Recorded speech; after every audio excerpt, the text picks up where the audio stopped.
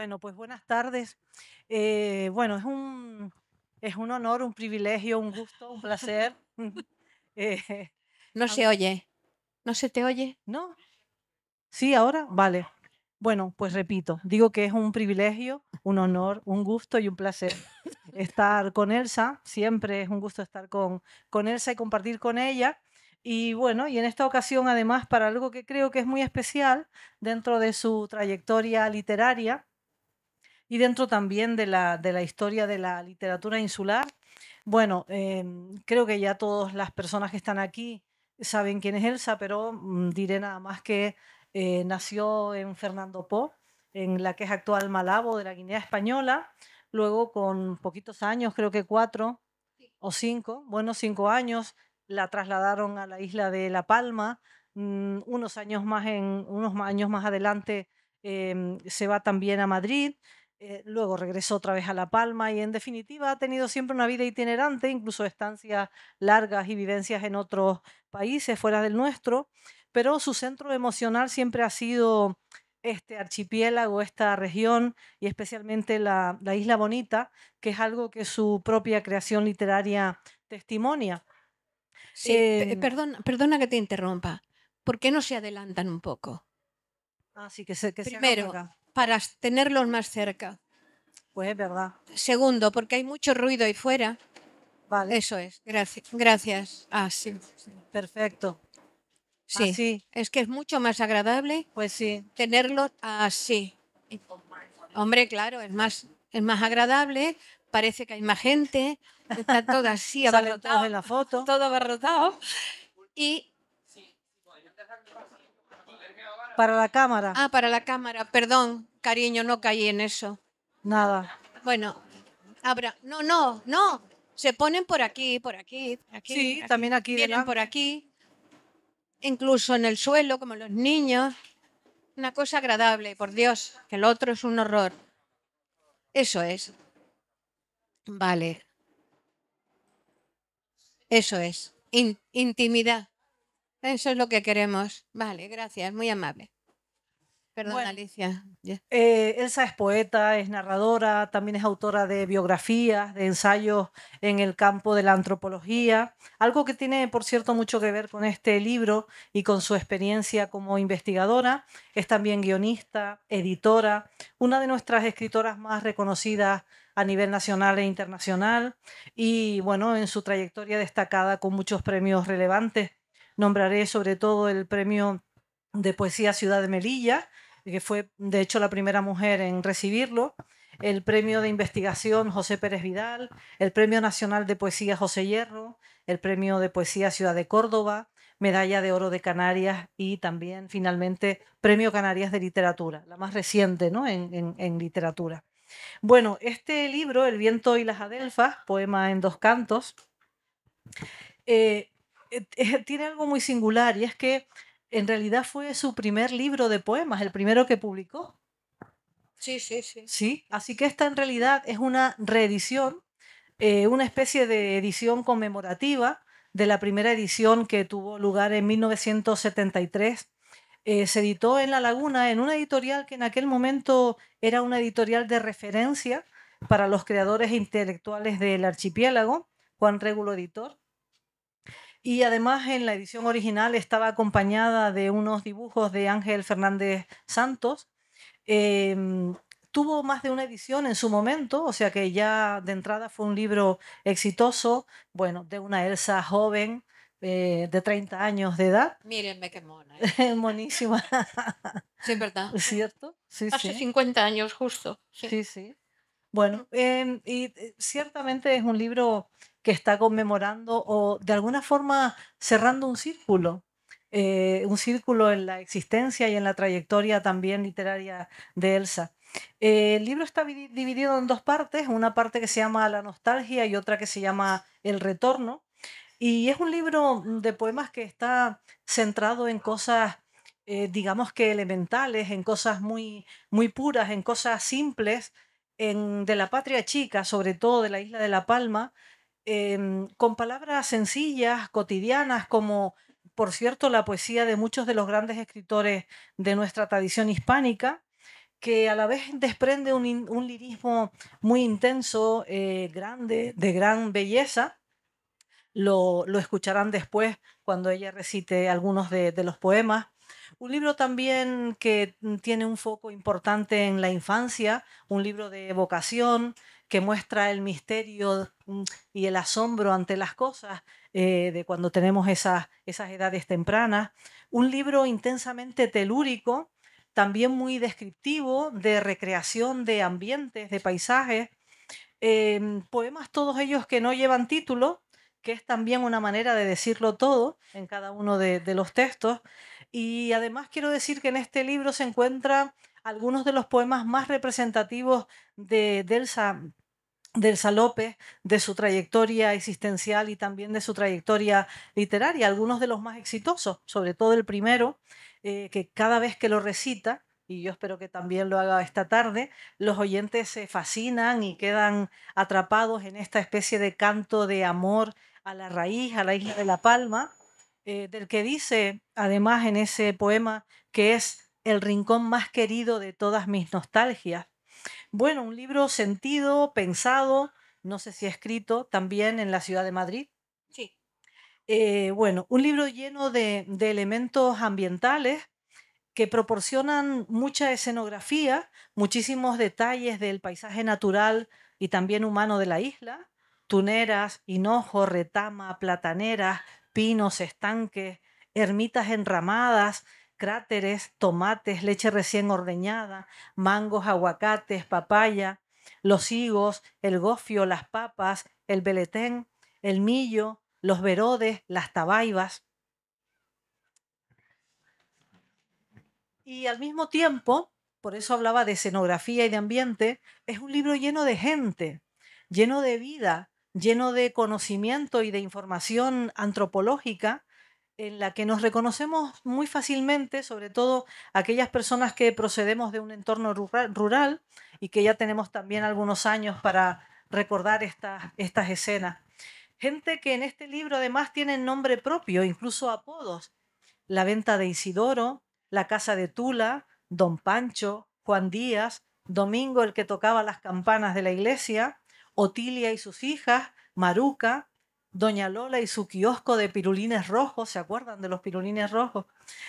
Doña Pancha, Pepito apodado La Rubia, Antonio el Trompudo, el maestro que le hablaba en secreto a esa niña del libro de pájaros y poetas, la posguerra también, sus dos bandos, la madre, la abuela, a quien dedica más de un poema, por cierto, un mundo donde no se está solo, hay cercanía, hay afecto, es un mundo que de alguna manera es una fiesta de gentes con las que se convive, de actividades de labranza, de ganadería, de pesca, de comercio, de vida en familia, la familia íntima y genealógica, la de la casa familiar, y también la familia extensa de la isla.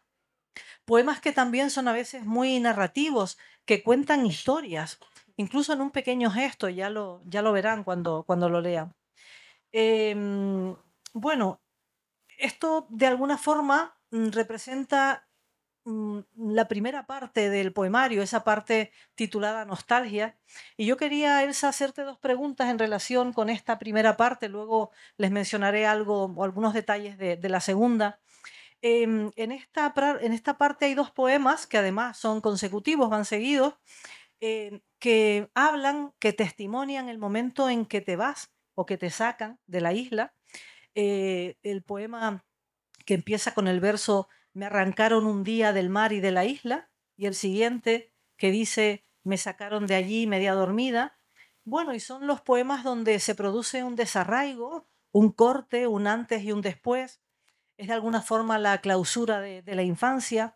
Y yo quería preguntarte, estos poemas del libro, y en concreto esos poemas de la primera parte, ¿son tus primeros poemas o antes hubo poemas antes de este libro? No me refiero a poemas, bueno, digamos, de aproximación a la poesía, de ejercitarte un poco, ¿no? Sino ya poemas con conciencia de escritora. ¿Estos fueron tus primeros poemas? Y si fueron estos tus primeros poemas, ¿es esta la herida que a ti te hizo hablar a través de la poesía? ¿La que te convirtió de alguna forma en una escritora? No me acuerdo. No, no me acuerdo, porque yo comencé a escribir muy joven, muy joven. Recuerdo que no guardaba, porque uno no guardaba esas cosas. Escribí un poema que era un árbol que se le caían las hojas y un pájaro caía al suelo. Y lo pinté, yo pinto fatal, pero aquel lo pinté, había un pajarito muerto en el suelo. Y escribí un poema, no me acuerdo ni lo que decía. Es decir, había hecho algunos pinitos, pero realmente yo escribía siempre, siempre, escribía poemas para hablar de mi isla, para hablar de mi abuela y hablar de la casa de la infancia.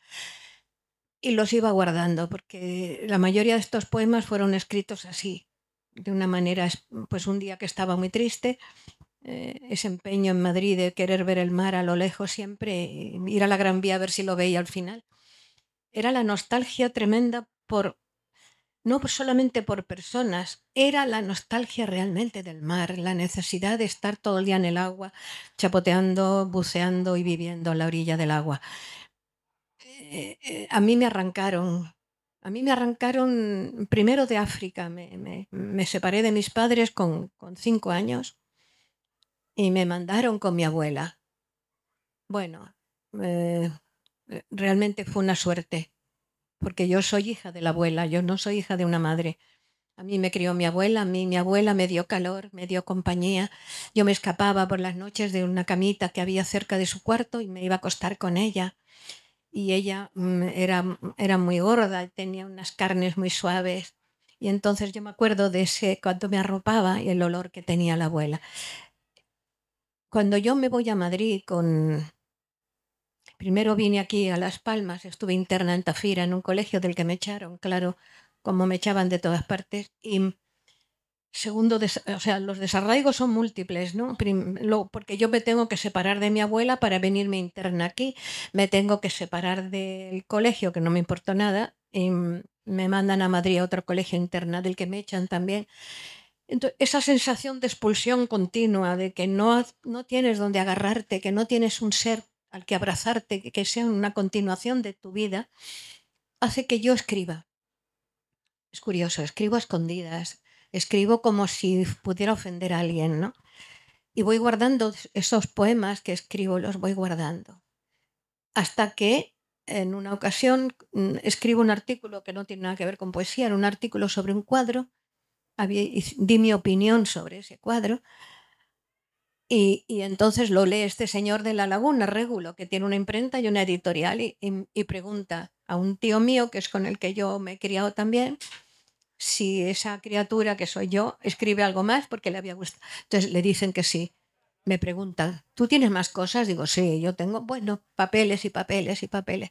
Y me dice este señor, pues ordénelos y me los manda. Y este es el libro.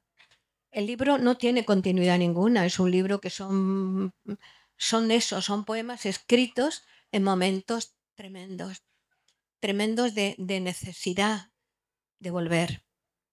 Hay un momento en que la isla es la abuela es mi madre, es decir, es una mezcla, ¿no? Yo creo que en la infancia tú no distingues el sitio donde vives de la gente con la que vives, viene a ser lo mismo, ¿no? Es decir, el olor del gofio por la mañana. Mi abuela solía tomar un cafecito por la mañana muy temprano y toda la casa olía a café. Es curioso porque yo sigo esa costumbre. Es decir, cuando estoy en Garafía, suelo hacer un café muy temprano cuando me despierto y se lo llevo a la cama a mi marido, a quien tenga invitado, y los despierto y les doy el café, o sea, en plan matraca por la mañana temprana, porque me parece que es un ritual muy hermoso de consuelo, de decir, ¿has pasado mala noche? Pues bebe. ¿Has pasado buena noche? Pues bebe. El café te calienta por dentro y es verdad, eso es una costumbre que yo creo que se está perdiendo, ¿no? El café además azucarado dentro de la misma cafetera, ¿eh? Sale el café, le echas el azúcar, lo revuelves y así mismo se lo das a la gente. Bien, voy a leer este primer poema porque es el arranque. Cuando el viento estremece las ramas de las acacias y siento que es ya otro tiempo, y abro en las esquinas la puerta de la sombra y mi pecho se inunda de bruma, y recuerdo que hay entre encinas lúgubres los primeros restos de escarcha, yo vuelvo a La Palma. Cuando el humo de los tugurios me araña los ojos y de los labios se me deslizan comisuras blancas, y hay espuma en mis sienes, y el olor del asfalto se me pega como un sudario a la nuca, y recuerdo que agazapados en sus cubiles hay hombres que no conocen el mar. Yo vuelvo a La Palma.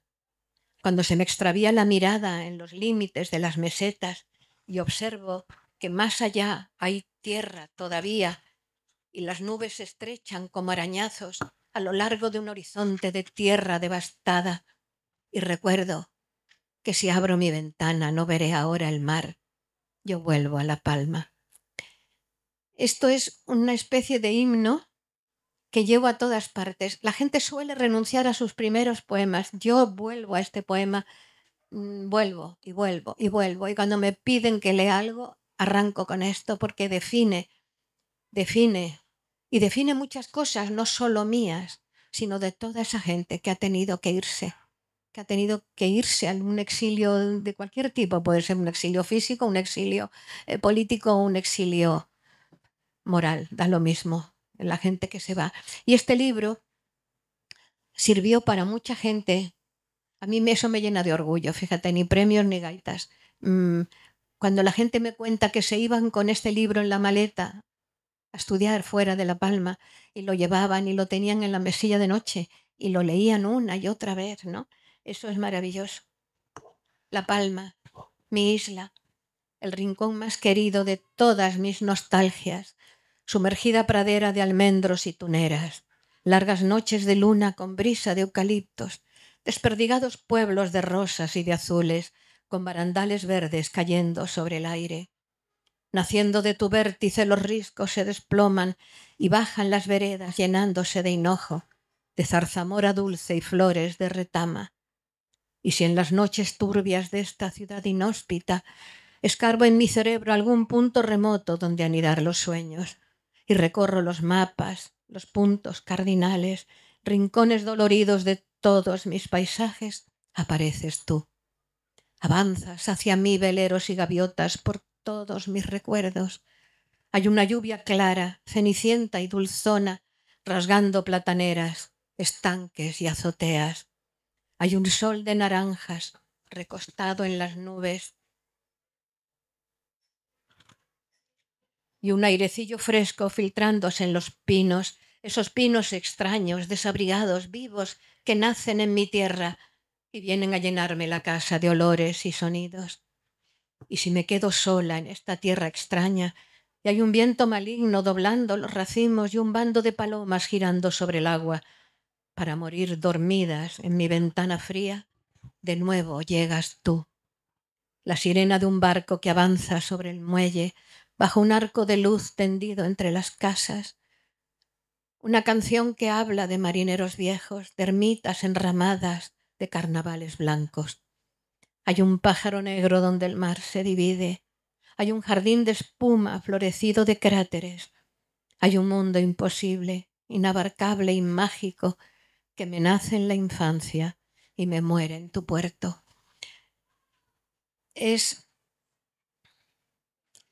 curioso, no puedo leerlo, es que me parto, es que yo misma me lo leo a veces, lo leo sobre todo porque mi abuela se fue hace mucho tiempo y mi madre también, pero no sé, necesito volver a leerlo.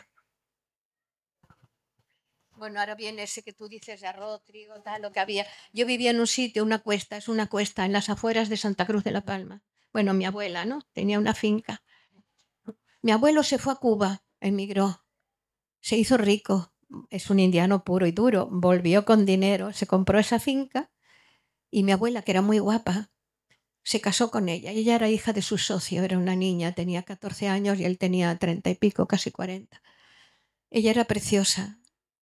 Se casa con ella y la encierra, no vuelve a salir a la calle la abuela hasta que incluso el muerto, sus hijas, mi madre y las hermanas, se la quieren llevar a que vea una película y la sacan de La Palma y se la llevan a Barcelona, fíjense, para que la pobre vaya por la calle, vea gente y vaya al cine, que no ha venido nunca al cine. Nunca la oí quejarse. Cuando yo la conocí, claro, ya era gorda, era una mujer espléndida, con aquel cuando nos querían pegar a mi primo y a mí, nos escondíamos debajo de la falda de la abuela, porque llevaba unos trajes enormes y nos escondíamos debajo. Se sentaba en un sillón y nos escondíamos.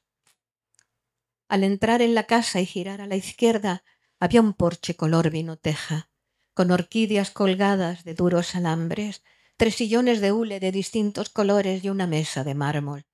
Un árbol muy grande enclavado en el centro, un manguero y naranjos de naranjas pequeñas. Había una pileta ya casi centenaria, donde todas las tardes, regados los canteros, los hombres de la casa se enjuagaban el barro, donde la abuela, en cada madrugada, daba brillo a los cubos para ordeñar las vacas. Había una escalera que llevaba al pajero, al olor del estiércol y a las ubres calientes, donde siendo yo niña vi parir a la vaca, los ojos dilatados babeando en silencio. Teníamos 2 puertas para entrar en la casa. Una solo se abría en los días de fiesta o cuando se barría o se fregaba el suelo. La otra era un camino de iras, de ires y venires. Era la puerta clara que conducía al sol. Y allá dentro en la casa, los cuartos eran aire, palmeras y horizontes. Bueno, el libro sigue así en esa primera parte. Solamente quería leerles el, el este me gusta mucho y lo leo siempre, porque es el dolor. Me llevaron un día del mar y de la isla. Me arrancaron la escuela, el uniforme claro y la cinta de seda, los calcetines cortos y las desolladuras de juegos y escondites, la lata del aceite para cazar lagartos, los nísperos calientes y los amigos viejos que me contaban cuentos al borde del camino. Me tiraron al patio las pantuflas de esparto. El caballo de caña se murió en una esquina, sin gritos ni emboscadas, detrás de un rostro pálido. Delante de mis ojos se borraba la casa, la abuela y el camino. La palma era redonda, salpicada de espuma, y yo tenía sueño y me quedé dormida. Cuando voy a algún colegio, le leo a los niños estos poemas y pregunto, ¿qué me pasó? Y fíjate qué curioso, que alguna vez algún niño dice, yo lo sé. Digo, ¿y qué sabes? Dice, usted veía la isla de un sitio redondo. Digo, sí, ¿qué sitio? En el barco. Y se dan cuenta de que estoy describiendo que estoy en un camarote y veo como la isla se aleja cuando el barco se va.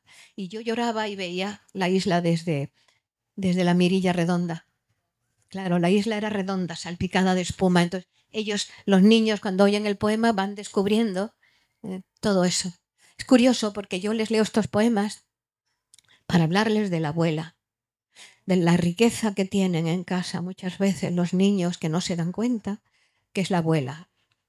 Y la abuela que sabe cosas, que cuenta cosas, que les sabe decir historias, que se acuerda de cosas, ¿no? Entonces, para que se den cuenta de lo que es ese tesoro, ¿no? Sí, sigue tú. Tiene que ver con lo que estás diciendo, porque esta segunda pregunta que yo te iba a hacer es que en el libro hay reconocimiento, ¿no? A muchas personas importantes, algunas más protagonistas, otras menos, a las que a veces mencionas puntualmente en algún verso o a las que les dedicas un poema completo, como El Maestro, por ejemplo, Sí. republicano. Republicano, sancionado, le quitaron la escuela, mi tío no pudo Claro. ejercer, luego volvió a la escuela. Yo ya lo Sí. conocí cuando había vuelto ya a ejercer, ¿no? Em, Pero ya siempre se quedó aquel misterio en la casa de lo que no se hablaba más que en voz muy baja. sí. El tío represaliado, pero yo iba como un pavo real con él. Me parecía maravilloso que hubieran Claro. represaliado a mi Sí. tío. Bueno, pero te decía que especialmente en este libro están tu madre y sobre todo tu abuela. Em, y que además tu abuela tiene 2 poemas, no solo uno, ¿no? Tu madre tiene uno, tu abuela 2, así que creo que hay también ahí un testimonio de lo importante que fue para ti. Y yo pienso además que las personas de las generaciones más recientes en esto van a conectar muchísimo contigo, porque se han quedado sobre todo a cargo de las jóvenes generaciones en casa las abuelas y los abuelos, ¿no? Claro. Porque sus padres han tenido que ir a trabajar y sé lo importante que son para las personas jóvenes sus abuelos, ¿no? Bueno, entonces te quería decir que en la literatura hecha por mujeres desde los años 80 para acá, precisamente juegan un papel increíble la indagación sobre el linaje femenino. Es una de las marcas o de los sesgos interesantes de la escritura de mujeres desde hace unas décadas para acá. Bucear en la genealogía, en la raíz, en esa raíz, la madre, la abuela. Tú eras consciente, claro, ahora entiendo que sí lo eras, ¿no? Por todas las cosas que dices, porque fíjate que es un poemario del año 73 y toda esta dinámica de la que yo hablo, en realidad empieza sobre todo a partir de los años 80, de forma bastante evidente o masiva. Así que fíjate que es un libro que de alguna forma, desde un punto de vista emocional, no intelectual, se está adelantando a esta propuesta de escritura por mujeres, ¿no? Hecha por mujeres. Bueno, y justo lo que te iba a preguntar era que por qué en tu caso acentuar este linaje femenino, o si tú sientes que de alguna forma para mujeres y hombres, ¿no? Pero para las mujeres es realmente relevante hacer esa indagación personal Sí, o no, esa conexión sí. con el linaje femenino. En mi caso es normal. Es decir, normal, quiero decir, yo tuve una madre muy potente. O sea, muy potente, sí. Y entonces mi madre leía mucho y yo la recuerdo. La imagen de mi madre era sentada en África, cerca de la ventana, en una silla de madera, leyendo, siempre leyendo. No me hacía mucho caso, pero leía mucho. Y de vez en cuando yo me acercaba, ella a veces leía en alto. Yo creo que estaba muy sola en África y entonces ella leía en alto y yo la oía. Y ella se acostumbró, me leía cositas. Por ejemplo, yo tenía 4 años, ella me leía cosas que llegaban a África con dibujitos. Y siempre lo cuento porque es maravilloso. Me leía cajitas de fósforos pequeñitas que tenían pájaros pintados. El nombre del pájaro en latín y luego una explicación. X. Y luego ponía no sé qué, con pico rojo, alas no sé dónde, patas no sé qué. Y me los leía, me leía, me leía. Y me leía poemas que estaba leyendo ella. Por ejemplo, me leía Alfonsina Storni. Yo no sabía que era Alfonsina Storni. Ella me leía en alto cosas. Me leía Amado Nervo porque por la misma razón que escuchaba Antonio Machín y ponía discos y oía cosas tristes. Mi madre estaba triste. Ahora lo veo claro, estaba triste. Y hacía todo eso sola. Y esa imagen a mí me perturbó durante mucho tiempo. Es decir, yo empecé a leer sola. Y además es una anécdota. Yo iba por la calle caminando con unos amigos de mis padres y de repente yo empecé a leer una cajita de esas y dijeron, hoy qué memoria tiene esta niña, se aprende todo lo que le lees. Y dijo mi madre, yo es que eso no se lo he leído nunca, ese pájaro no se lo he leído. Arranqué a leer gracias a ella. Entonces, esa impronta, esa cosa maravillosa de esa mujer que, ya te digo, a lo mejor como madre necesitaba más abrazos, pero me dio mucho culturalmente. Mi madre estudió hebreo y estudió árabe y hebreo en los años 30, tiene bemoles. Es decir, mi madre se va de La Palma a La Laguna y de La Laguna a Granada, y en Granada hace los estudios que estoy diciendo y se licencia en árabe y hebreo. A saber Dios por qué, porque yo jamás le oí hablar en árabe, ni le oí nada. Ella se fue a África con mi padre y se dedicó a estar allí a leer poemas. Pero saber eso, todo eso después me dio fuerza, ¿no? Y dije, bueno, ella me dio todo eso. Y luego caí en brazos de mi abuela, que mi abuela leía mucho, pero leía Corintellado. Mi abuela leía novelas de amor y del oeste.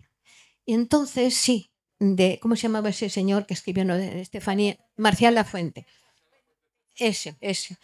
Tenía las novelas escondidas en una cómoda y escondidas encima le ponía bragas en aguas, como era tan gorda, pues tapaba las novelas con eso. Y entonces yo sabía el secreto. Y yo ya con 12 años incluso, cuando iba a La Palma los veranos, cogía las novelas y yo me empapé de novelas de amor que no se imaginan. Luego estuve muchos, claro, la adolescencia y la juventud buscando esos amores que no lo encuentras. Tú venga a buscar los amores de Corintellado. Y las novelas del oeste, que a mí me daban una fuerza moral tremenda, ¿no? Aquellos hombres abrazando así, que cogían a las señoras por la cintura, bueno, aquello me embelesaba. Y yo me imagino a mi abuela, también carente de amor, leyendo aquellas historias y me mandaba a escondidas a cambiar las novelas a la venta. Decía, venta a la venta de Isidoro, y yo iba y le cambiaba las novelas o le compraba otra, ¿no? Fijaros qué curioso, esas dos mujeres y eran lectoras, ¿no? Y luego cuando llego a Madrid, voy a parar a casa de la familia de mi padre ya en la península, que eran 3 tías solteras. Imagínense el panorama. Catedrática de lengua una, catedrática de historia la otra y la otra no sé qué de un museo. Bueno, eran 3 intelectuales ya solteronas ya cuando yo llegué. Pero mis tías, pues les debía dar cosa verme allí solita y entonces por las noches entraban y como no sabían contar cuentos porque no tenían niños, me hablaban del Cid campeador, imaginaros. Entonces me contaba la historia del Cid con toda su buena intención y había una colección de libros que se llamaba Araluce que tenían historias de héroes. Me acuerdo, Iván Joyce, Guillermo Tell. Entonces yo empecé, mi adolescencia fue de heroína. O sea, yo quería ser Juana de Arco. Lógicamente, con aquellas historias maravillosas me veía ya quemada totalmente, ¿no? Por mis ideas, yo ahí luchando con la espada encendida. Es decir, siguen siendo mujeres las que se proyectan en mi vida. Mi padre era un cero a la izquierda en la vida nuestra. Mi padre era un señor muy serio que coleccionaba plantas y tenía una farmacia, un señor muy serio, nada más. Pero las mujeres de mi vida fueron todas. Entonces, cuando llega la época de decir soy una mujer y aquí estoy, yo ya lo sabía, yo ya lo era, yo ya estaba con la espada en la mano, porque claro, me tenía que defender sola y me defendí, evidentemente. Entonces, les debo a ellas esa fortaleza, ¿no? Sobre todo a aquellas 3 solteronas maravillosas que no conocieron hombre en su vida. Y todas sus fantasías eran, pues eso, historias maravillosas que tenían que ver de verdad con la historia del mundo, ¿no? Y eran espléndidas contando historias y cómo las contaban. Y además tenían amistades que eran maravillosas, porque yo tuve relación con Jimena Menéndez Pidal y con Ramón Menéndez, su padre, don Ramón. Íbamos a su casa, fíjense, esa niña con 12, 13, 14 años, pues haciéndome carantoñas don Ramón Méndez Pidal.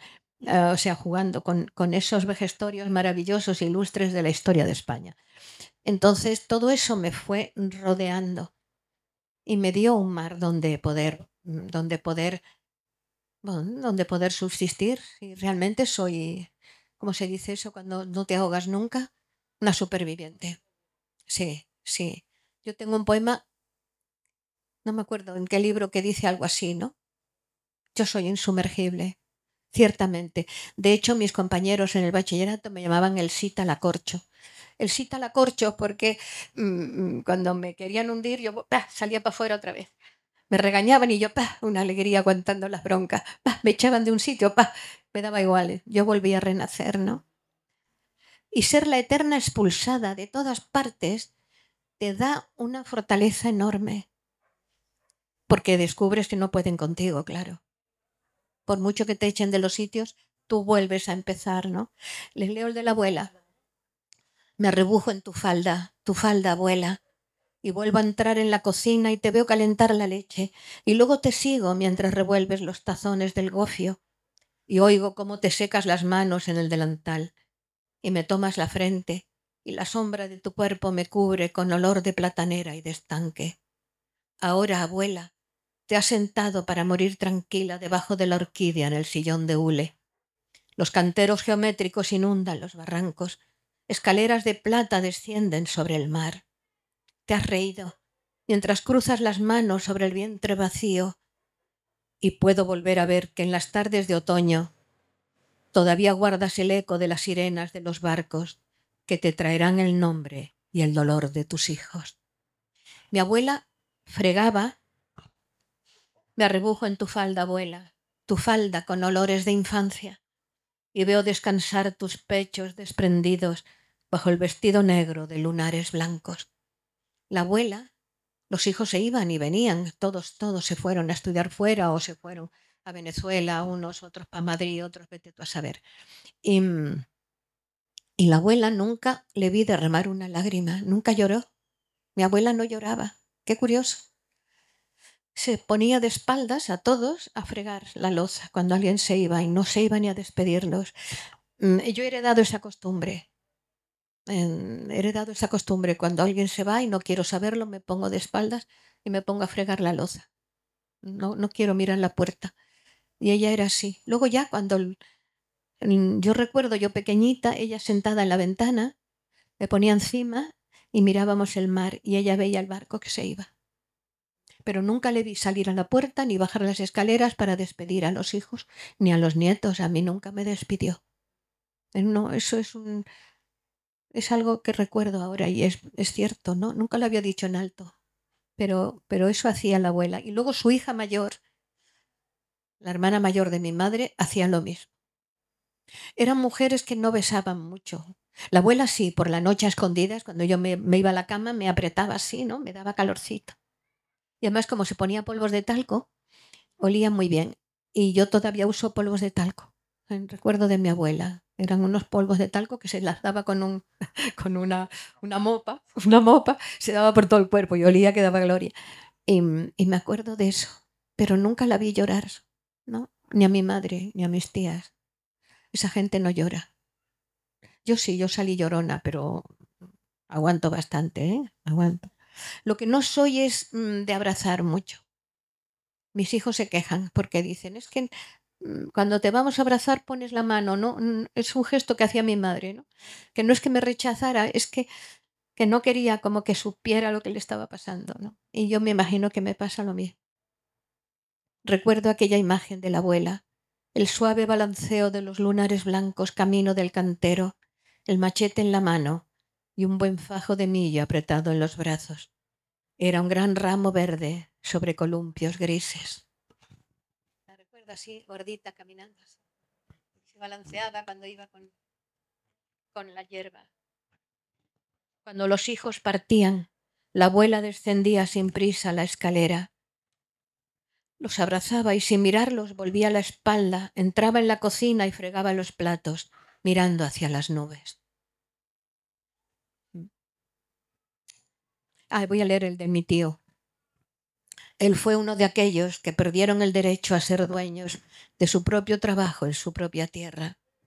Era yo niña entonces, cuando me asustó su oscuro desamparo, la extraña violencia de sus pequeñeces, el gran plato de arroz de todos los domingos. Ahora sé que en él anidaba el hambre cuando yo me alimenté de su penumbra. Y sin embargo, qué sensación de ligereza subir con él la cuesta, qué orgullo levantaba mi cuerpo diminuto colgado de su mano. Una vez, sé que no llovía aquella tarde, oí decir a su paso, «Adiós, señor maestro», y yo iba con él. Vi en aquel hombre que nos cruzó algo prohibido agazaparse en su gesto. Él me dijo, era un compañero. Y se abrieron en su frente desiertos y cuchillos. Aligeró el paso y desde aquel día su mirada se me pierde y me habla en secreto como un juego. Una tarde, cuando aún no llovía, lo vi como los presos esquivar las paredes de la casa.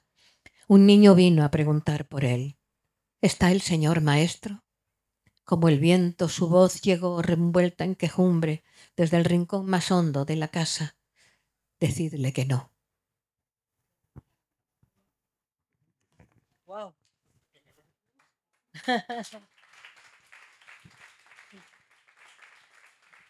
Bueno, es un grandísimo libro, la verdad.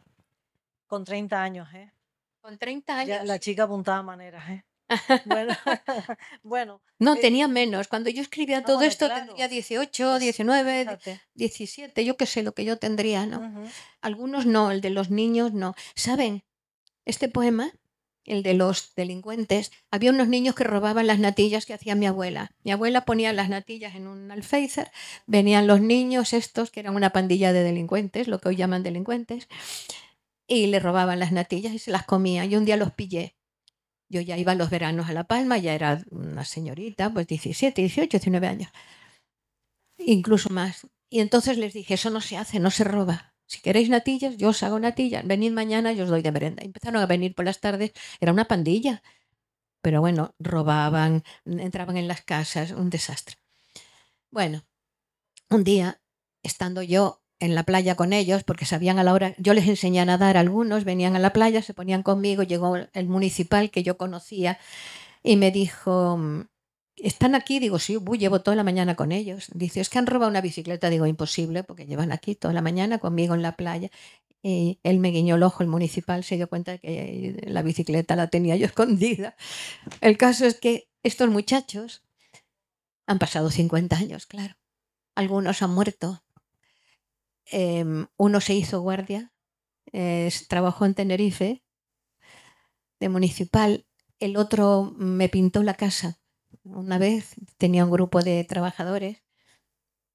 Vaqueros legendarios galopaban sus piernas, las manos en el bolsillo, arrastrando los pies, venían repartiéndose colillas hasta llegar al mar. Eran los tomates. Óscar, pecoso y ocre, el flequillo desperdigado en la frente, quincollo, rubio y ceniza, con la nariz pelada, remolino sobre la sien y dos paletas muy grandes, sonriéndole siempre. Los demás eran gomeros. Antonio el trompudo lo llamaban también, Jamba, caqui, diminuto y ronco, huyendo de las piedras y los guardias, medio whisky, boca abajo en la arena, hablando de Dios y de ángeles diminutos que le aclaran trinidades difíciles. Eran los tomates y los gomeros, el temor y la violencia, la soledad y la miseria, una agrupación de desconsuelo y cárcel, de agazapados sueños, correccionales turbios, iban y venían del lado de la gente sin esperar respuesta. Madurez imprevista en su infancia y sus ojos, ya nunca serán niños, ni habrá juegos de niños en sus miradas claras. Óscar, el pecoso, es un señor ya mayor.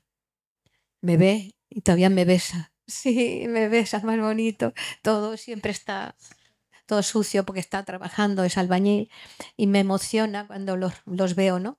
Y ellos a sus hijos y a sus nietos les han contado su historia a través de este poema, porque tienen el libro, sí, claro, pues no.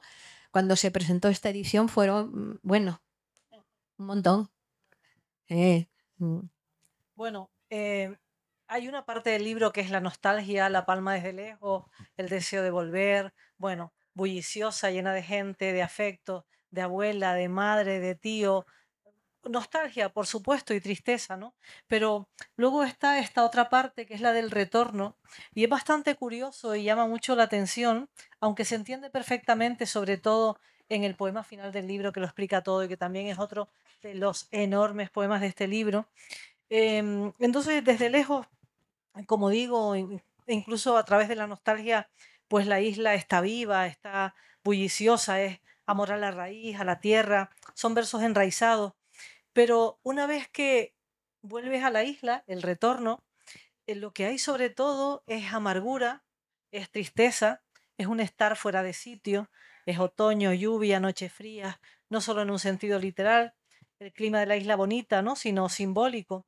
Se nota mucho ese contraste entre las dos partes del libro, es curioso, como el túnel de La Palma, ¿no? En el que entra Sí. siendo, habiendo luz y calor y bueno. Apellidos vascos. Sí, con, Ha pasado con él. sí. Está todo lloviendo. Bueno, hay un poema, ¿no? Algunas veces bajo al muelle. Aquí lo tengo. Sí, ahora lo vas a leer todos estos, que son, bueno, los que se van, ¿no? Viendo ella mirar a los que ahora se van, ¿no? Y cogen el barco para irse, ¿no? Eres tú la que despides, eres la que se queda, ¿no? Me quedo con mi gente, los que se van no son ya Ya nada no son mío. nada mío. Wow. Bueno, quiero decirles que el poema final lo explica todo, no voy a anticipar para hacer spoiler, pero bueno, este reconocer que cuando uno se va de un lugar y luego vuelve, el lugar ya es otro y no están allí esas cosas o esas referencias, ¿no? Que nos ataban a ese lugar.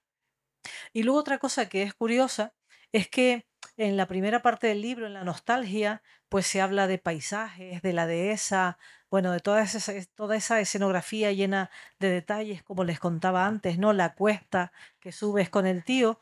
Sin embargo, aquí en la segunda parte es la primera vez que le pones nombre propio a los lugares. O sea, aparece en Garafía, Tijarafe, Buencaliente, Fuencaliente. Bueno, es un detalle que me llamó la atención, ¿no? ¿Sí? Sí, seguramente, nada, es un detalle de... No, ya me imagino, claro que no. Uno no lo, claro, no lo puede hacer adrede, pero me llamó la atención y dije, wow, en la primera parte hay mucha Isla de la Palma y en la segunda también, pero ahora que estoy aquí, pues aparecen de repente los nombres de los lugares. Bueno, entonces me gustaría que nada, que nos contaras un poco de ese retorno, bueno, y de esa amargura y de esa tristeza que hay Sí, en ese retorno y que nos leas también esos poemas el, extraordinarios. claro, el retorno fue horrible porque yo volví, iba a los veranos, como les contaba, pero de repente por una serie de circunstancias en mi vida, en el año 72, yo vuelvo a La Palma y me quedo. Me quedo con mi abuela, que es la que me cuida siempre. Yo no estaba bien. Y llego a La Palma y suceden una serie de circunstancias que han rodeado mi vida siempre difíciles, como siempre. Bueno, que no me quemaron viva de milagro en La Palma, pero tuve una historia de amor especial con el que hoy es mi marido, con el que llevo 50 años, pero bueno, era alumno mío y fue un escándalo, ¿no? Yo era profesora y empecé a salir con un alumno con el que sigo después de 52 años, pero bueno, aquello parece que causó cierto resquemor en la sociedad puritana y bueno, lo entiendo, no hablemos de eso. El caso es que lo pasé muy mal. Y cuando yo acabo el libro, en esa época tan difícil, escribo muchos poemas, claro, son tristes porque me encuentro con la realidad, la que he provocado yo además. Tampoco es una cosa, soy yo la provocadora, ¿no? Entonces veo la isla desde la otra perspectiva. Es decir, estoy herida y estoy herida y entonces veo la isla que me hace la herida. Es decir, primero porque me voy y ahora porque he vuelto, pues la herida está ahí, ¿no? Algunas veces bajo al muelle, el barco olor a pintura rancia está esperando. La gente sube por la estrecha baranda y se remolina en el puente.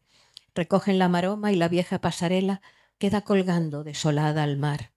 La sirena se adentra en el agua. Es el instante, el oscuro vértigo de caer en la grieta que se va formando. Levanto un brazo con gesto impotente para decir adiós al más abandonado. Vuelvo la cabeza para encontrar los rostros de los que nunca zarpan y permanezco quieta aceptando la ausencia que entonces me embarga. Me quedo con mi gente. Los que se van ya no son nada mío. Luego vuelvo a la casa y al patio silencioso. El barco es un punto de luz cada vez más pequeño. Y en esa tristeza, bueno, este es el que tú decías de Garafía.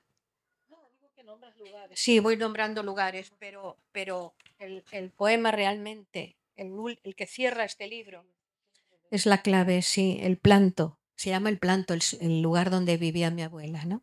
El planto, los amigos.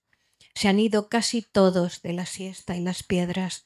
Se han ido de las ventanas y las adelfas. Qué poco de mí queda ya en la isla.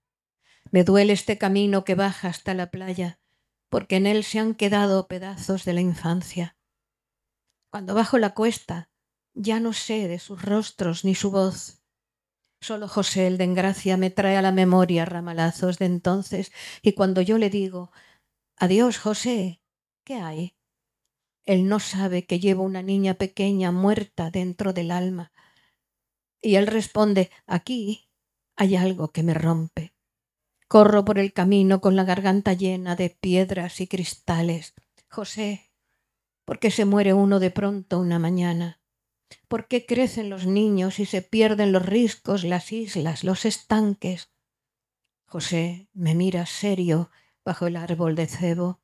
Yo sigo hacia el barranco recordándolos todos uno por uno. La abuela, Juan José, Maruca, la ermita, Lola Guardia, Pepón, la escuela, el mapa de la isla descolorido y tierno con manchitas de moscas emborronando el mar y las costas de América. Los estanques, Paulina, Gregorio, Doña Pancha, Pepe Guerra y Narcisa. Y llego hasta las olas. La isla desde el muelle es de acuarela verde.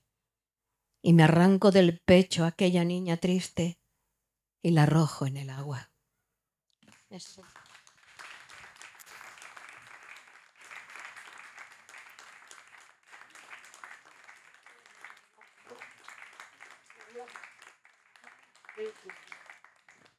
Bueno, un final glorioso del libro, ¿no? De tarde. Sí. Bueno, quedan algunos minutos. Igual le gustaría a Elsa recibir un poco el feedback de aquí de los oyentes, de las oyentes. El feedback, no te das una majadería, no te preocupes.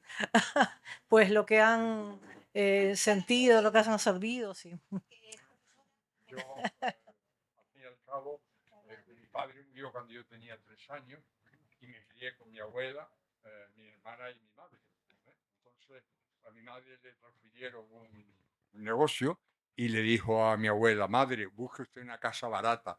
Mi abuela encontró una casa barata en el Chorrillo, en Teror.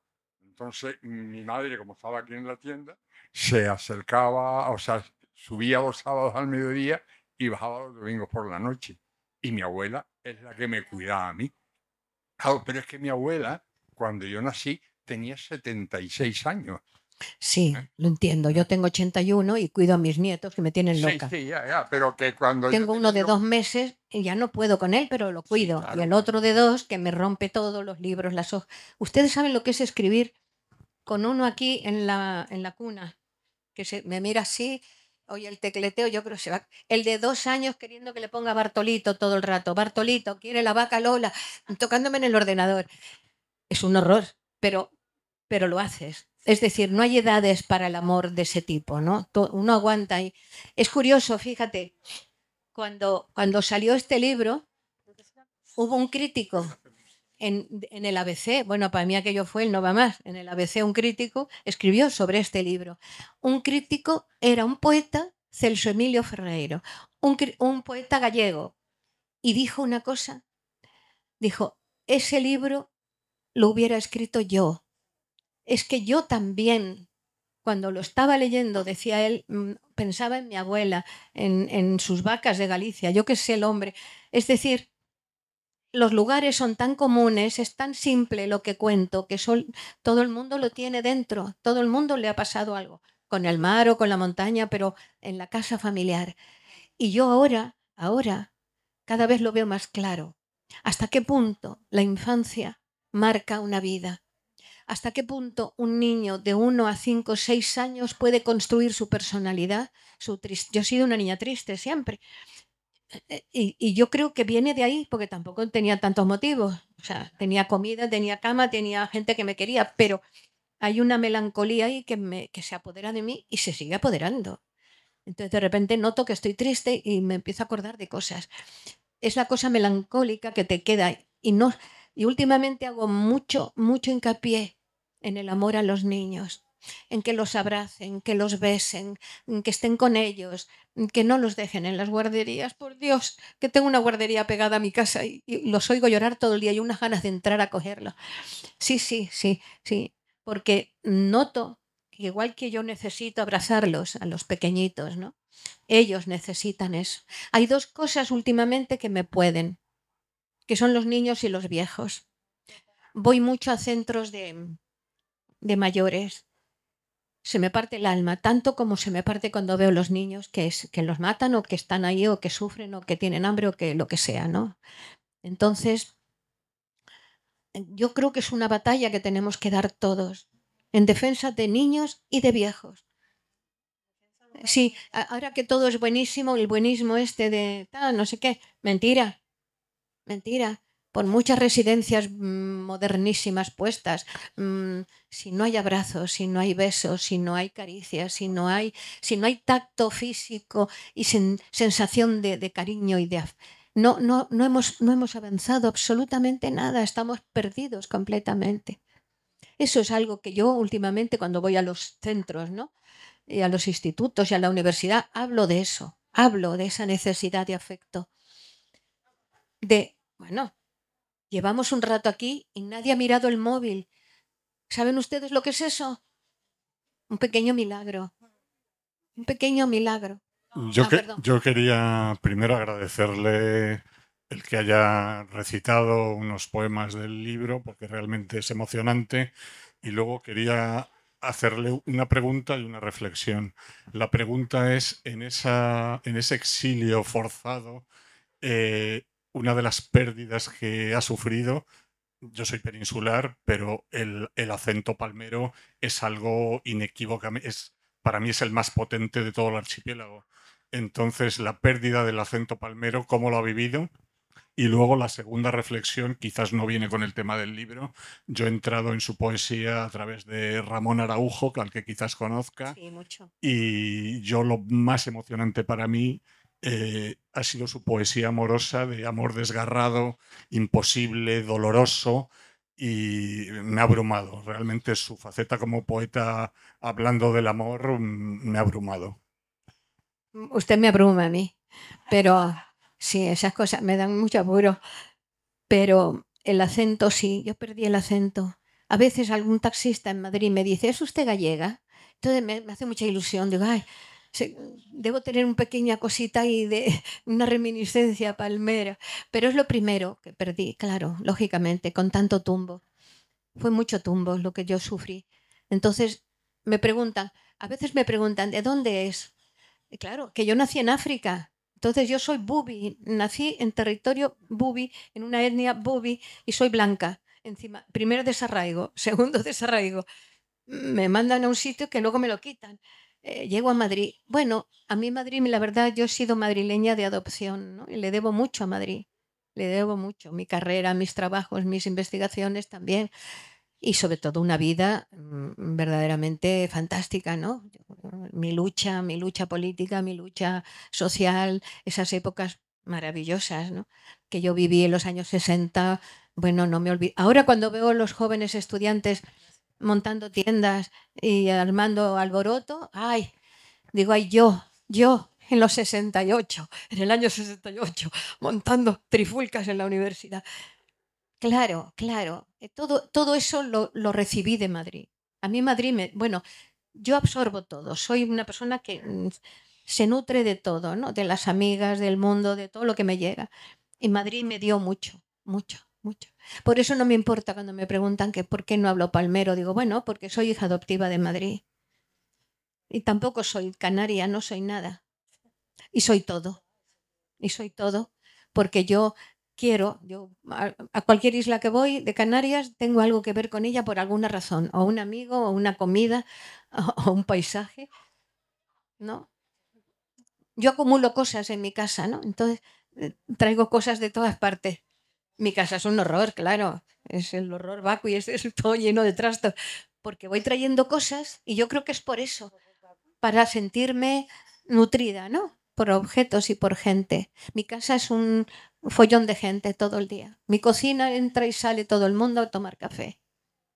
Porque sigo la costumbre palmera, ¿no? Del café, el buchito, no café, buchito, un buchito chiquitín que te dan en Garafía. Elsa, buenas tardes y gracias por tus palabras y por tus versos. Tengo una curiosidad. Bueno, en todo el poemario y especialmente en la primera parte, la isla de La Palma parece muy embellecida, muy idealizada por la nostalgia, por la distancia, por el recuerdo, por la añoranza. Em, pero también en esa misma primera parte hay un contexto de fondo, hay unas nubes grises, una sombra, está la pobreza, está el hambre, está la violencia política a través fundamentalmente de los personajes que hemos mencionado, de los que ha llamado los delincuentes, los jóvenes delincuentes, y a través de la figura de tu tío, el maestro represaliado. La curiosidad mía es, ¿tú de niña esto ya lo veías? Sí, ¿Eras sí. consciente de la existencia de todos estos problemas o es una reflexión que tú haces? No, yo era así. Sí, ¿no? Ya te marcó ya Yo de era así, niña. yo era así de niña. Pero ¿sabes por qué? Por mi madre. Mis padres marcaron un poco mi vida en las dos direcciones. Mi padre era muy de derechas, era alférez provisional, católico, apostólico y de misa y comunión. Mi madre era atea, republicana y loca, porque fíjense, estudiar árabe y hebreo en esa época. Entonces, esa pareja que se querían con locura, claro, yo los veía y no entendía nada. Pero con los años he visto lo que ellos sembraron, es decir, la capacidad de convivencia de esas dos personas, ¿no? Ahora, yo salí más a mi madre, tengo que decirlo. Sí, yo en la lucha política, por ejemplo, yo siempre fui más de ese lado de mi madre y de mi tío, no sé. ¿Pero por qué? Quizás por influencia de mi madre, igual que me gustan los boleros, como a ella, claro. Entonces, pues quieras que no, estar oyendo boleros día tras día, ¿no? Y ver a tu madre leer a toda esa gente. Mi madre leía a escondidas, ¿no? Los libros los traían en barco y los compraba de Argentina. Miguel Hernández. Claro, es que mi madre tenía, García Lorca, tenía toda esa gente que no se podía leer en España. Y ella lo leía ya. Y me los decía de memoria. Yo me acuerdo siempre los poemas de Miguel Hernández que mi madre se me quedaron grabados. Y cuando yo tuve edad de lucha, yo recitaba a Miguel Hernández en los mítines, porque me lo sabía de memoria. Entonces era mi manera de colaborar en esa lucha que mi madre había empezado y había perdido, claro. Bueno, ella nunca perdió nada, porque ella siguió ladrando hasta el final de su vida. Era una cosa, qué mujer, Dios mío, qué barbaridad. Sí, qué cosa, ¿verdad? Pues convivir con ellos dos me ayudó a ser, a entenderlo, muchas cosas, ¿no? Yo tengo muchos amigos que no piensan como yo políticamente, con los que me llevo de maravilla, y puedo convivir con todos los bandos posibles. No del todo, con algunos no mucho, pero puedo convivir con la gente si podemos hablar, si hay diálogo, si no, no, se acabó. Pero gracias, esas reflexiones interesantes, sí. Vamos. Bueno, un aplauso para Elsa y Bueno, cerramos. gracias, ¿no?